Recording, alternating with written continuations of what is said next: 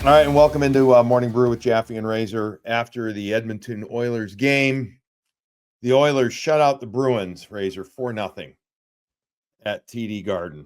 The Bruins now winless in 5, 0-4-1 in their last 5 games. Since the Christmas break, they have one win. They beat the Columbus Blue Jackets on the second night of a back-to-back coming out of the break. So just one win in those games since Christmas. Morning Brew with Jaffe and Razor is proudly presented by the people at Fazenda Coffee Roasters, located in Dedham. Fazenda Coffee is the place to go for everything Morning Brew. Morning Brew Blend, Morning Brew Clean Canteen, and also the Morning Brew with Jaffe and Razor baseball hats. They're also the place to go if you want some great freaking coffee. How's that? Whole bean, they'll grind it for you from the darkest to light roast. Fazenda Coffee has got it all. Check out fazendacoffee.com/morningbrew and get everything you could want for a great cup of coffee. Thank you to them. Razor, thank you to you. How are you doing right now, my friend? Good. All right. That was not a pretty game. It's fast. It was fast. It did move. You know what else was fast? The Edmonton Oilers' speed. They play fast. They play a fast game because they move beautifully with and without the puck. This was as I've watched him a fair amount this year, fits and starts here and there. I thought this was a very incredibly efficient game for them. And I thought they took advantage, I thought, of a Bruins team that did not look confident from the start of the game, turning the puck over numerous times, missing some defensive assignments. And I thought Edmonton looked confident the entire game.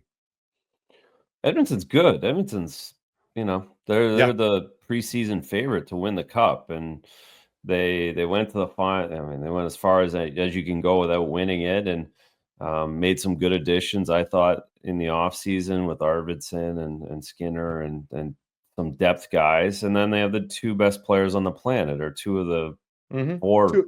They do. Two of the four best players in the world. So, they're playing really well. Their numbers are the best over the last 25 games, and you can see why. It's rightly so. And if the Bruins were gonna, they hung with them 3 weeks ago because they were ready to go right off the bat, and they scored early and they played well, and they were moving the puck and not turning it over. I mean, how many indirect passes got picked off in the first period? It was striking, at least from it wasn't. It was to me. It was striking how many of those type of plays they were.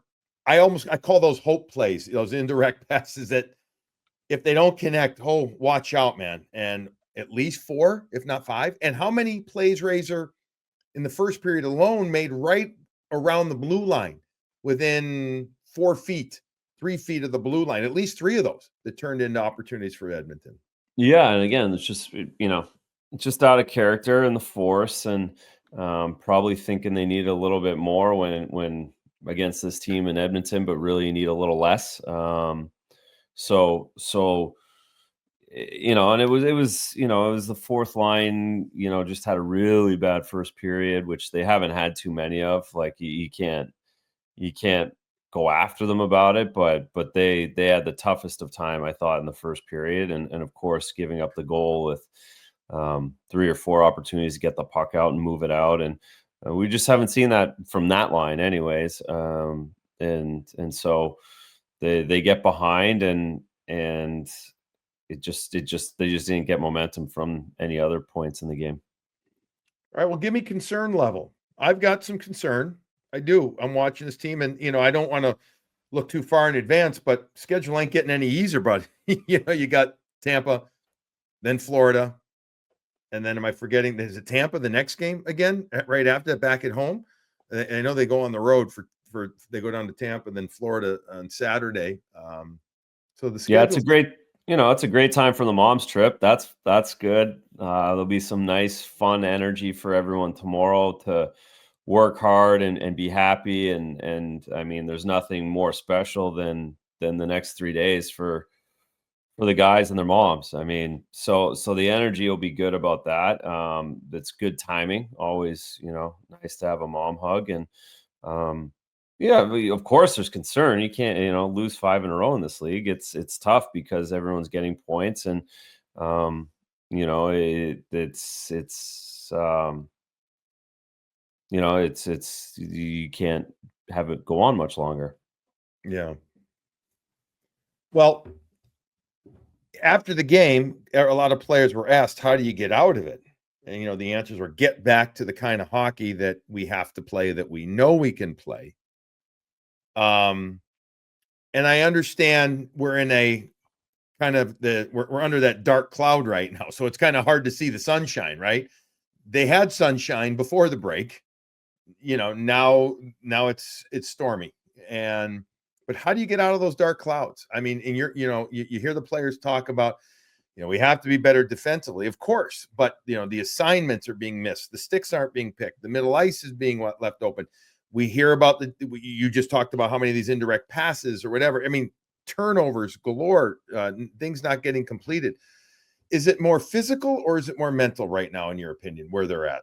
No, it's mental. It's fully mental, because 3 games ago we were talking about how great they were defensively, but they couldn't score. It's fully mental. It's about getting to work and process, and all those words that they use all year round are for these times. And you can't change now. You have to stick with what you've done, and you have to stick with what you know is best, and you have to compete and work. And there's only one way out of this stuff in this league. There is. It's work. And of course there's always tweaks, there's always people's jobs at stake, and these guys know it. It's no fun, but at the same time it's not fantasy football where you just trade 5 guys and the switch gets flipped. So these guys are in it, and they have to work themselves out of it, and they have to just find a way. I couldn't agree with you more. It's not fantasy football. You can't just make it up, but and just say, I'll be armchair GM and this has got to happen. Ain't that easy. I understand. No. I get all that.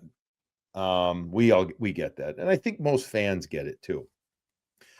But I'll say this, and I've said this before, it feels like a move is necessary, whether that's a call up, whether that's some type of a trade, whether it's something, I don't know. It feels that way to me. Some type Razor could be the smallest move. I don't know. It just feels like, well, you're not getting any this weekend, right? With the moms in town. Like they're not making a trade with moms on I planes. understand. They're not sending anybody down or putting anyone on waivers for the next few days. So that's like a Monday talk, I guess, when everyone gets home from this trip. Right? Because they can't do that. Like you can't do that. Right.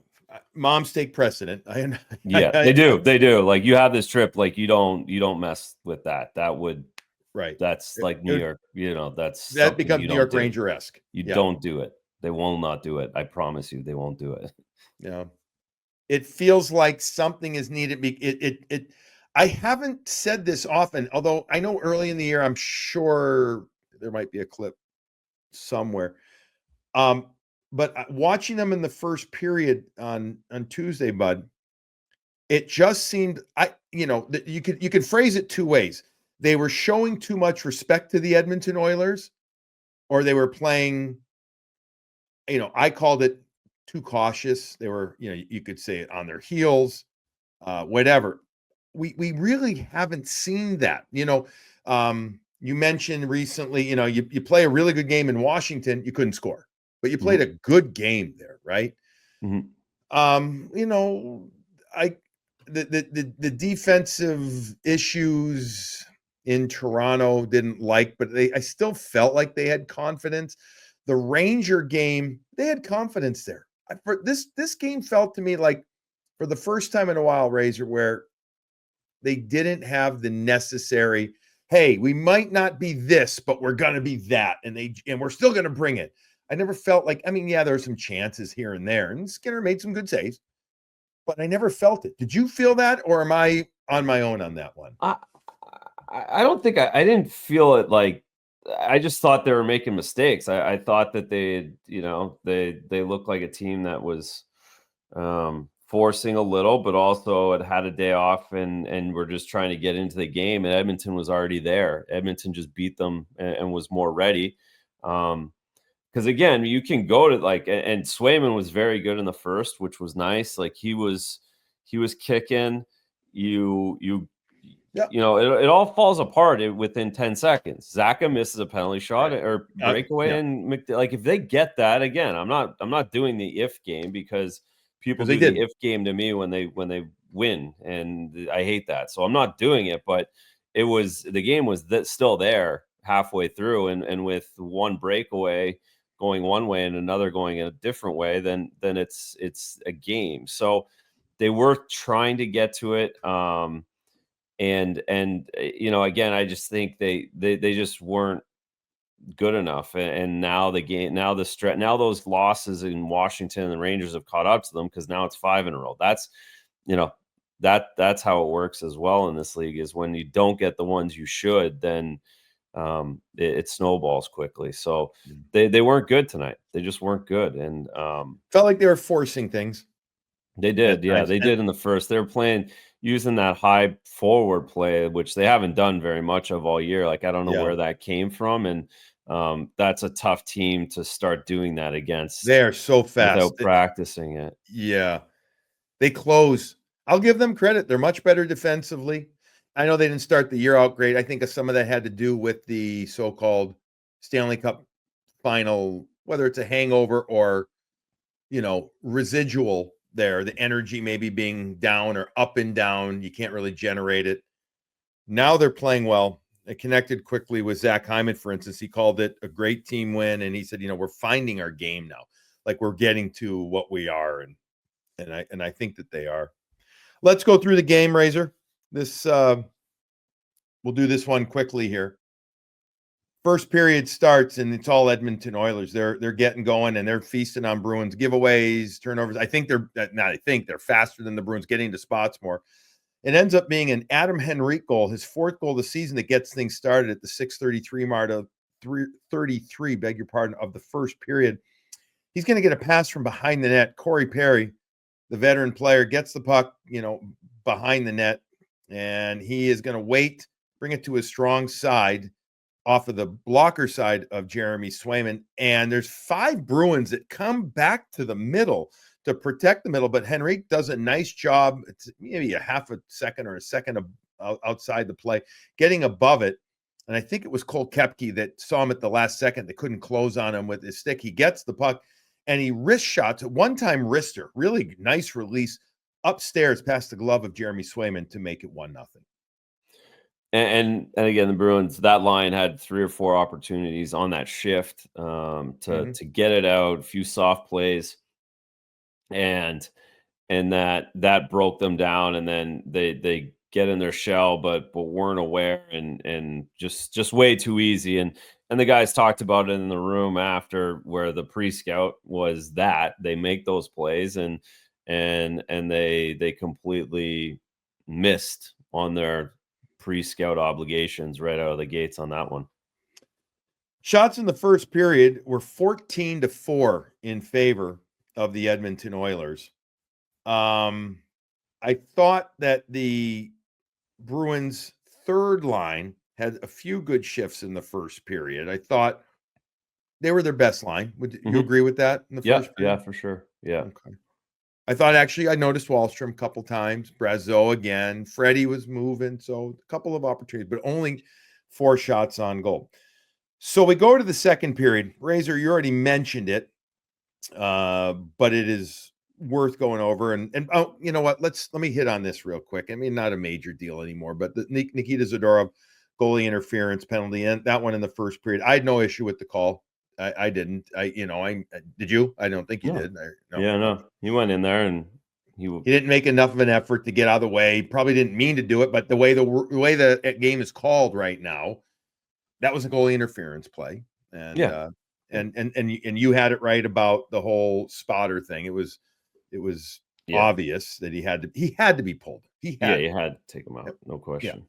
So, all right. So, but Skinner ends up coming back to start the second period. So, all right. So now we get to the second period, and there's an interference penalty. and on Leon Draisaitl. Yes, in the second period. I'm reading the notes here that I have here in the second period. And then the Bruins, though, don't end up getting anything on the power play. Stop me if you've heard that before, right?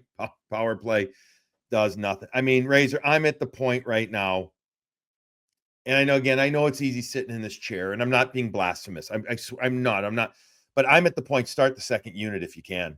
I just am. I think that second unit, and whomever it is, it's mostly, you see Lowry and Geeky, and it's Coyle, who else? Brazo and Wallstrom, right? And I mean, they just move the puck around, shoot it. That's what they do. Get it, move it, shoot it. The first unit is looking again like they are thinking their way through it instead of feeling their way through it. Would you agree with that? They're like the bumper plays and the backhand stuff, and you got to imagine they'll tweak that over the next couple of days somehow. They've got to keep tweaking it. They have to.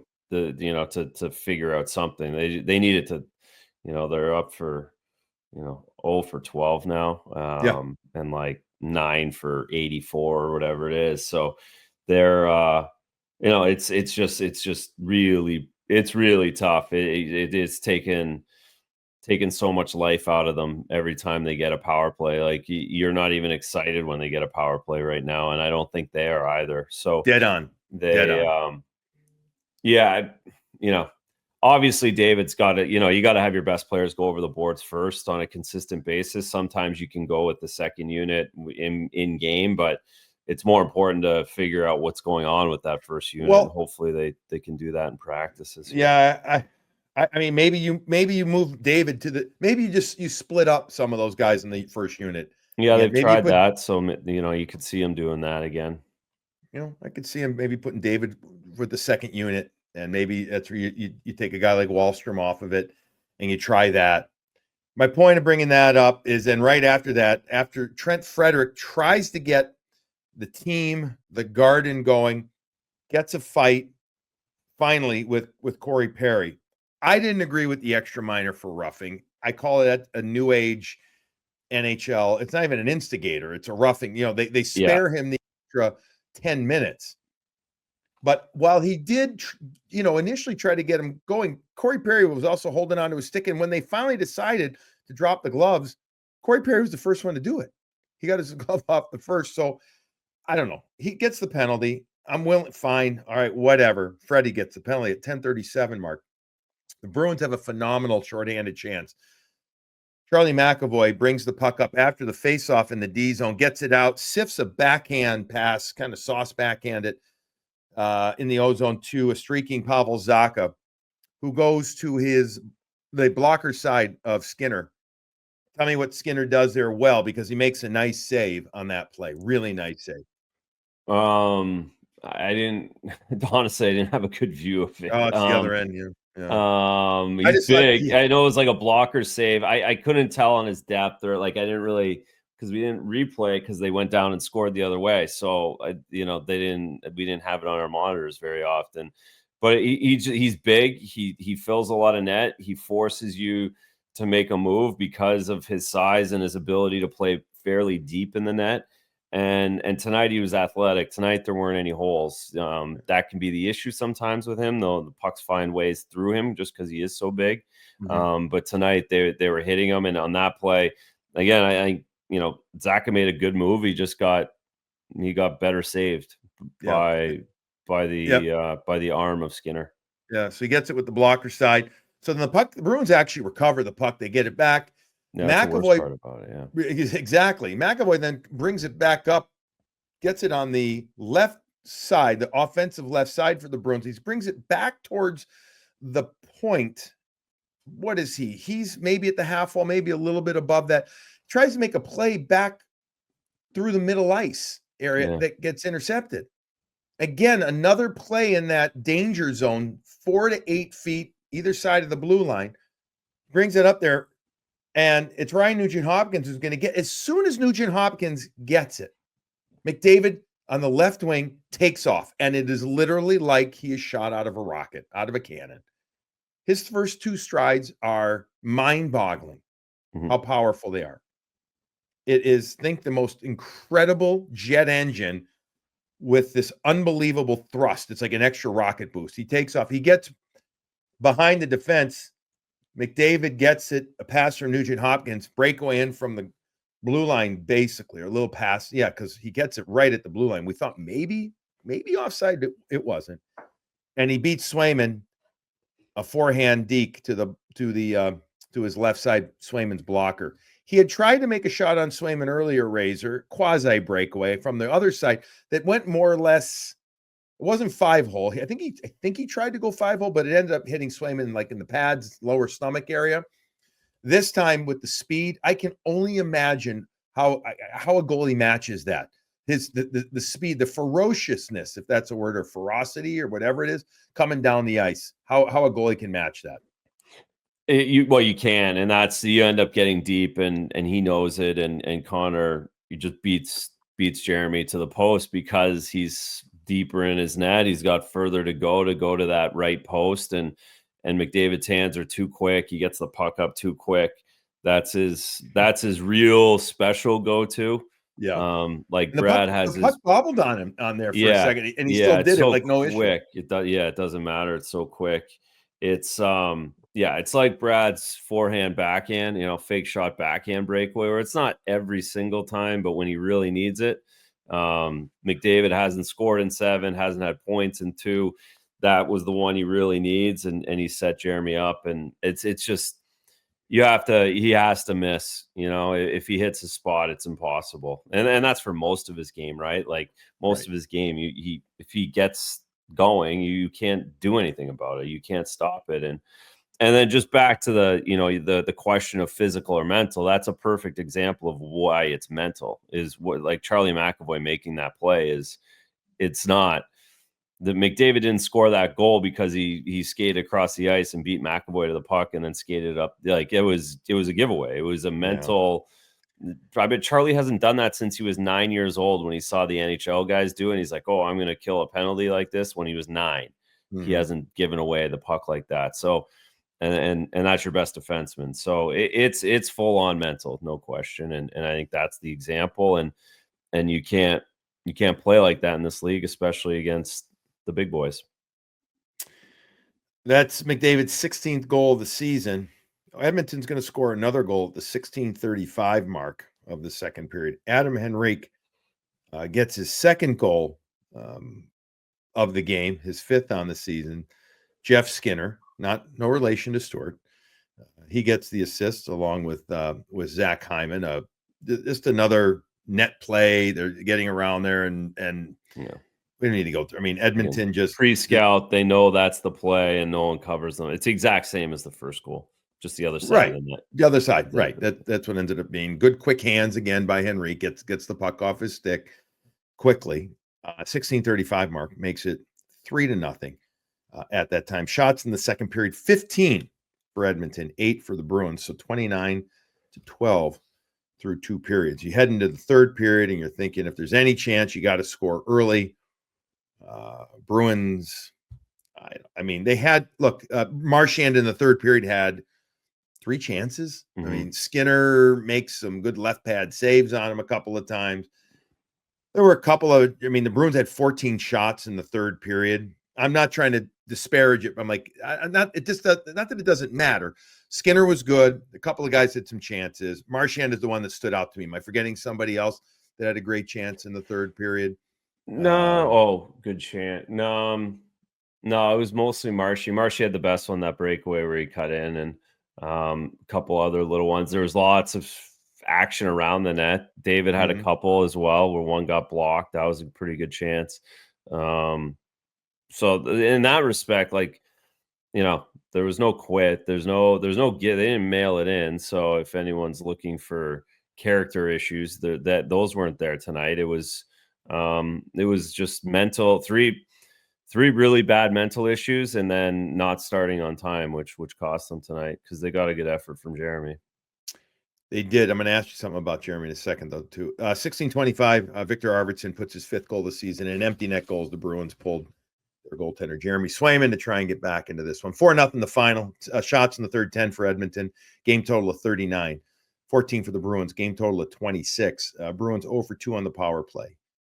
Edmonton 1 for 3. Before I ask you something about Jeremy Swayman, let me tell you about Graciano Construction, one of our sponsors as well this season. They serve Boston and the Greater Metro West area and a little further beyond that too. They're probably willing to go. Graciano Construction is the contractor who will help you refresh and revitalize your space, whatever that space is. They do it all: bathrooms, kitchens, porches, full renovations, painting, garages. There's nothing that Graciano Construction can't do. Give them a call at 508-330-7589 or go to gracianoconstruction.com to check out their site, see what they've done, and reach out to them. You want to discuss what you're looking for, they're happy to do that. They'll give you a free consultation. They make doing home projects pretty much enjoyable. That can be hard to do at times, but Doug Graciano and his staff do a fantastic job. Check out gracianoconstruction.com. Spark of the game. What would be the sparks moment of this game? Well, it was Freddie, probably for me. Okay. That was the most excited the people around me got. So I would say Freddie, which is never, in this league, in the NHL nowadays, fighting and the spark isn't a good combination. All right, but we'll give it them. I'm with you. He tried to spark the crowd and spark his team. Visit sparkshockey.com. Use the code BREW50, BRU50, to get $50 off. Check out other great deals they have on their site. Razor, when I'm done in a few minutes with you here, I'm going to run downstairs and sharpen my old skates. I'm getting up early to go. I'm I'm in town. Get my ass out of bed early and go get a skate in with the other old guys at 7 a.m. tomorrow. But love it. I'll hate it when I get up. Yep. And I'll really be bitching on the 25-minute ride. But when I get on the ice and about 10 minutes in, I'll be bitching even more because how bad I am. But on the other hand, when I'm done 45 minutes after that, you're going to feel great. I'll feel great. Yep. Right. And it's outdoors rinks. So my kids were outside all night. So they'll have to get their skates sharpened in the morning as well by me or themselves. We'll see who gets will that you done. Flood tonight being cold again? Will you put the hose to work? I will not. No, I don't have the hot water. So a lot of times it just cracks and doesn't work as well. Really, it works good. Hopefully the kids shovel. They ended up going to the game, but I think so hopefully they shoveled a little bit, but when it's this cold and blowing, it just kind of does its own. I'm not, we don't have Winter Classic type ice in the back. They can rug it a little bit. Okay. All right. Man, does Mace put the gear on or no? No.